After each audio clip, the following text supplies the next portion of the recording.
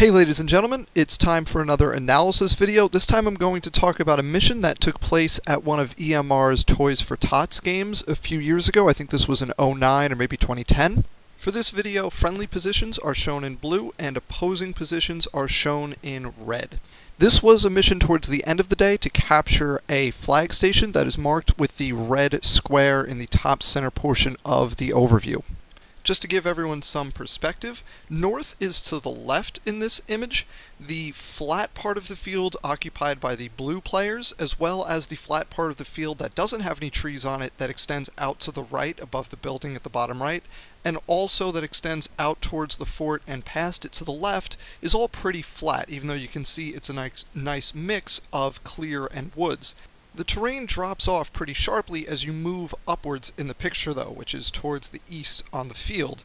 The downward slope starts about at the woodline occupied by the red players and continues on well past the flag station. The flag station is actually partway up the slope. So this is the situation prior basically to any engagement starting here.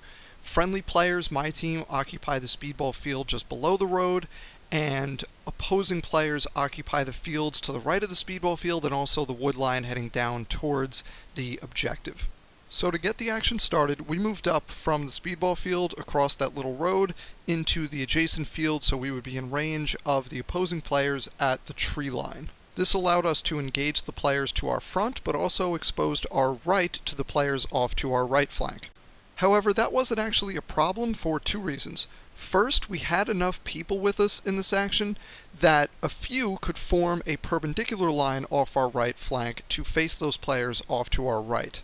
Second, the terrain in that area is such that it's very easy to defend with relatively few people. It's actually a series of dirt mounds that run roughly parallel to each other.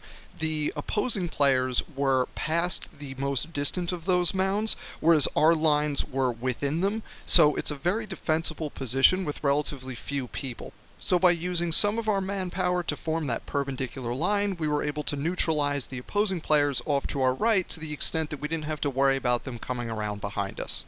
That is not to say that this was a particularly easy action to take moving towards those woods. Those dirt mounds that are running up and down in the perspective of this image don't help you if you're advancing from bottom to top towards that wood line, and there are a few fairly significant bunkers along that wood line that the opposing players used. So our advance in this area actually bogged down quite a bit, and we needed to find something else to do other than moving straight at the wood line. Before I continue, I want to make a note about the terrain. Just off the left flank of the friendly line, you can see a small structure. That's actually a two-story tower that's 8 or 10 feet square, and surrounding it are some very dense bushes and shrubs. There's actually just to the left of it in this image is a low stone wall, and just above it you can see there are a couple of fairly large trees also surrounded by bushes and shrubs. Even though much of that cover is soft, all of that stuff does a pretty good job stopping incoming paint.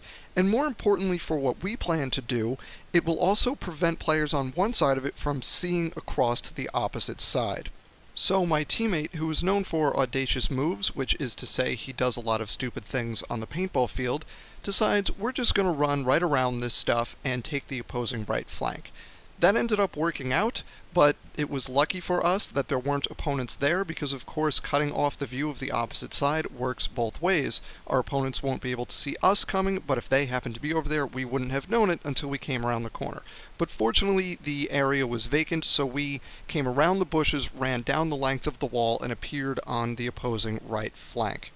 So this is the new situation, and from here we can advance on the opposing players. I just want to note that the new position on our far left flank, that is wrapping around the opposing right, doesn't have any hard cover. It's all soft cover, and basically just the fact that they didn't know we were there that kept us from getting shot, but there aren't any actual bunkers in that area. So with that new angle on the opposing players, we're able to advance and very rapidly eliminate the opposing players occupying the tree line and occupy those positions for ourselves. We're now uphill of the remaining opponents and have wider flanks on both sides, so our position is far superior and we're able to very rapidly move down the slope, eliminate the remaining opposing players, and take that flag station, resulting in lines like this, where the friendly player's line now extends from those dirt mounds in the field down the wooded slope deep into the woods, facing an opposing line across that field down into the slope parallel to our own line.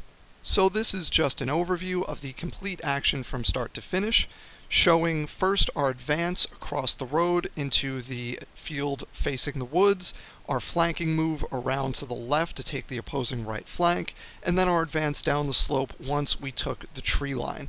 This whole mission overall is a nice example of how effective flanking can be, even when it's done on a fairly small scale. Remember, it was only 2 of us that carried out this action on the left flank.